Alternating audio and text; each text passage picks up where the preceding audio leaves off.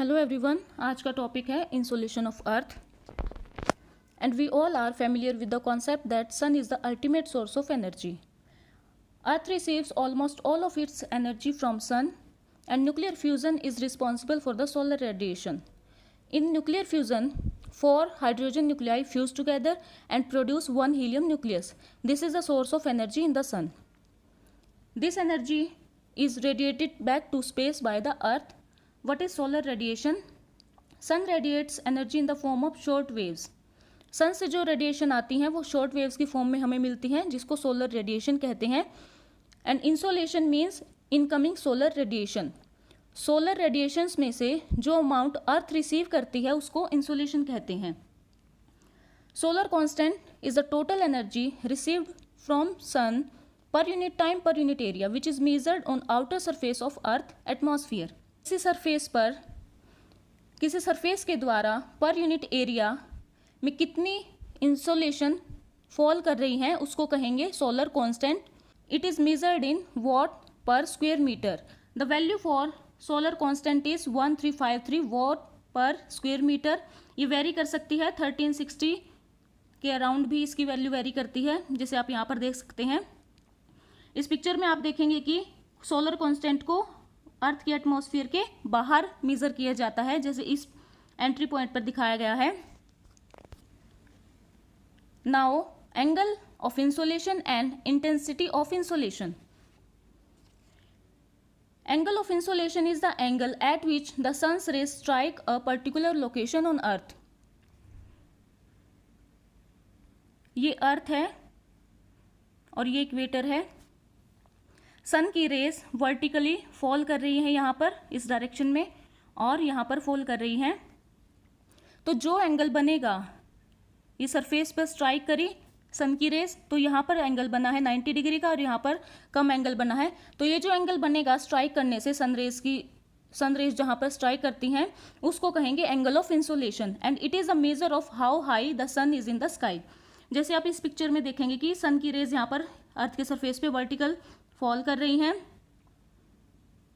तो when the sun is high in the sky the sunlight strikes a small area on the earth. यानी कि जब angle ज़्यादा होगा तो वो स्मॉल एरिया कवर करेगी, और जब एंगल कम होगा, जैसे इस पिक्चर में देख सकते हैं आप, यहाँ पर कम एंगल बन रहा है, एंगल ऑफ इंसोलेशन 30 डिग्री के आसपास है, तो यहाँ पर ज़्यादा एरिया कवर करेंगी rays. Next is intensity of insolation. It varies over the earth because of curvature of earth. ये अर्थ का सरफेस है, तो जैसे आप देख सकते हैं यहाँ पर वर्टिकल फॉल करती हैं, इक्वेटर है ये, यहाँ पर वर्टिकली फॉल करेंगे सनरेज, तो यहाँ पर 90 डिग्री का एंगल बना है. Angle of insolation is 90 degree. तो यहाँ पर कम एरिया कवर करती हैं, यानी कि कम एरिया में वो इंसोलेशन फॉल कर रही हैं, जिसकी वजह से वहाँ पर इंटेंसिटी ज़्यादा होगी. और जैसे ही सनरेज पोल के आसपास फॉल करेंगी तो ये जो एंगल है, एंगल ऑफ इंसोलेशन और सन एंगल, वो कम डिग्री का बनता है, जिसकी वजह से वो ज़्यादा एरिया में फैल जाती हैं. ज़्यादा एरिया में फैलने की वजह से वहाँ की इंटेंसिटी कम हो जाती है. What are the factors which affect insolation? First is rotation of earth. Earth अपने एक्सिस के अराउंड घूमती है, उसको रोटेशन कहते हैं. और अर्थ के रोटेशन की डायरेक्शन क्या होती है? Waste to east.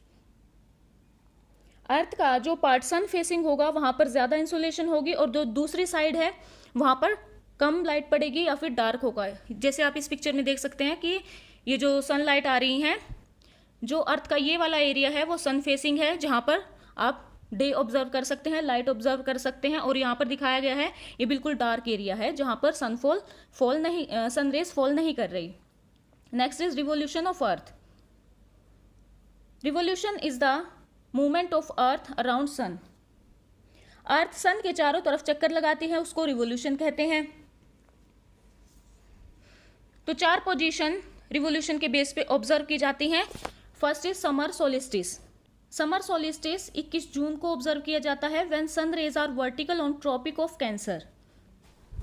ये मान लो, देखो आपकी ये अर्थ है, ये इक्वेटर है अर्थ का, यहाँ पर ट्रॉपिक ऑफ कैंसर, और ये है ट्रॉपिक ऑफ कैप्रिकॉर्न. यहाँ पर पोल्स आ गए 90 डिग्री पर. तो समर सोलिस्टिस में क्या होता है, जब रेज ट्रॉपिक ऑफ कैंसर पर वर्टिकली फॉल करती हैं तो क्या होगा, ये देखिए ट्रॉपिक, यहाँ पर सन आएगा, यहाँ पर मान लीजिए ये सन है, तो ये जो सन रेज हैं वो वर्टिकली यहाँ पर फॉल करेंगे, ये ट्रॉपिक ऑफ कैंसर है, तो नदर्न हेमिस्फीयर में समर होगी, और जो सदर्न हेमिस्फीयर है वहाँ पर विंटर का सीजन होगा। ये नदर्न हेमिस्फीयर है इक्वेटर से ऊपर, और इक्वेटर से नीचे आपका सदर्न हेमिस्फीयर है। और next is winter solstice. It is observed on December 22 when sun rays are vertical to tropic of capricorn. Capricorn, tropic of capricorn आपका सदर्न हेमिस्फीयर में पड़ता है, ये आपका ट्रॉपिक ऑफ कैप्रिकॉर्न है। तो सन यहाँ पर है, सन की रेज ऐसे पड़ेंगी वर्टिकली, तो क्या होगा, जहाँ पर सन की रेज पड़ रही है वहाँ पर गर्मी का सीजन आ जाएगा, यानी सदर्न हेमिस्फीयर में समर ऑब्जर्व की जाएगी, और जो नदर्न हेमिस्फीयर है वहाँ पर विंटर का सीजन शुरू हो जाएगा। Next is equinox. इक्विनॉक्स 21 मार्च और 23 सितंबर को ऑब्जर्व किया जाता है, जब सन रेज इक्वेटर पर वर्टिकल पड़ती हैं। तो क्या होगा, डे और नाइट की जो लंबाई है, जो आवर्स हैं वो बराबर हो जाते हैं, इसलिए इक्विनॉक्स कहा जाता है। ये इक्वेटर है, यहाँ पर वर्टिकली फॉल करेंगी सनरेज, जिसकी वजह से दिन और रात बराबर हो जाते हैं। Next is inclination of sun rays. If sun rays are vertical over earth it will cover less area and the net energy received is more. ये आप पहले से जानते हैं कि जैसे ही जहाँ पर जिस एरिया में वर्टिकल फॉल करेंगी सनरेज, वहाँ पर तो क्या होगा, कम एरिया कवर करेंगी। कम एरिया कवर करने की वजह से वहाँ पर कंसंट्रेशन ज़्यादा होगी, यानी इंटेंसिटी ज़्यादा होगी। यहाँ पर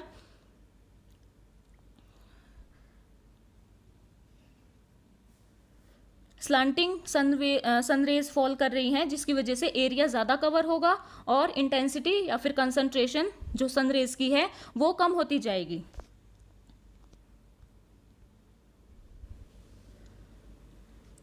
इस पिक्चर में देखिए आप, ये अर्थ सन के अराउंड रिवॉल्व कर रही है। समर सोलिस्टिस में हमने क्या देखा था, जब sun rays tropic of cancer पर वर्टिकली फॉल करती हैं। ये देखिए ये सन है, तो यहाँ पर आएगी, ये ट्रॉपिक ऑफ कैंसर है, तो यहाँ पर सनरेज वर्टिकली फॉल करेंगी, जिसकी वजह से नदर्न हेमिस्फीयर में समर आएगी और जो सदर्न हेमिस्फीयर है वहाँ पर ठंड शुरू हो जाएगी। तो अब अर्थ इस पोजीशन पर पहुँच गई है। ये क्या है, इक्विनॉक्स है यहाँ पर, यानी 21 मार्च और 23 मार्च को इक्विनॉक्स ऑब्जर्व किया जाता है। इक्विनॉक्स का क्या मतलब होता है, जब दिन और रात की लंबाई बराबर हो जाती है, यानी इक्वेटर पर, ये इक्वेटर है अर्थ का, यहाँ पर सनरेज वर्टिकली फॉल करती हैं। अब ये पोजीशन हो गई अर्थ की। इसमें क्या होगा, सोलिस्टिस 21 जून को, इसमें सनरेज ट्रॉपिक ऑफ कैप्रिकॉर्न पर वर्टिकली फॉल करती हैं, जिसकी वजह से सदर्न हेमिस्फीयर में गर्मी शुरू हो जाती है और नदर्न हेमिस्फीयर में क्या होगा, ठंड शुरू हो जाएगी। अगेन इक्विनॉक्स ऑब्जर्व किया जाता है 23 सितंबर को, जहाँ जो सनरेज हैं वो इक्वेटर पर फॉल करती हैं और दिन और रात की लंबाई इक्वल हो जाती है। Next factor is length of day. Longer the day greater is the insolation. जितना ज़्यादा लंबा दिन होगा तो सिंपल सी बात है कि इंसोलेशन यानी कि जो अर्थ रिसीव करेगी सोलर रेडिएशन वो भी ज़्यादा होगा। समर में क्या होता है, दिन लंबे होते हैं और रात छोटी होती हैं, जिसकी वजह से समर में ज़्यादा इंसोलेशन अर्थ रिसीव करती है। और विंटर में इसका अपोजिट हो जाता है कि दिन तो छोटे हो जाते हैं और रात हो जाती है लंबी, तो जिसकी वजह से जो इंसोलेशन है वो अर्थ कम रिसीव कर पाती है। Next is latitude of a place. Places at higher latitudes receive less insolation. Middle latitude areas receive high insolation. ये देखिए ये आपकी अर्थ है, ये इक्वेटर हो गया, यहाँ पर tropic of cancer, tropic of capricorn और ये पोलर रीजन आ गया। तो ये जो एरिया है इसको क्या कहेंगे हम, ये होते हैं ट्रॉपिक्स। और ये जो एरियाज हैं इससे ऊपर वो हो जाते हैं टेम्परेट रीजन दोनों हेमिस्फीयर में, और उससे यहाँ ये आ जाते हैं पोलर रीजन 90 डिग्री पर, 60 ये हो गया 0 पर इक्वेटर और 30 डिग्री पर आपका हो गया tropic of cancer and 60 around 60 degree पर क्या आ गया, टेम्परेट रीजन आ गया, और 90 डिग्री पर से 60 टू 90 डिग्री पर आ जाते हैं आपके पोलर रीजन। तो ये क्या कह रहा है कि जो places at higher latitudes receive less insolation, यानी देखिए ये 0 है, ये 0 डिग्री पर इक्वेटर होता है, ये 30 डिग्री आ जाएगा यहाँ, 60 और ये 90। तो जैसे जैसे लैटिट्यूड बढ़ता जाएगा तो जो इंसोलेशन है, जो सन रेज हैं, वो वर्टिकली फॉल करना कम हो जाएंगी, यानी स्लैंटिंग रेज वहाँ पर रिसीव की जाती हैं,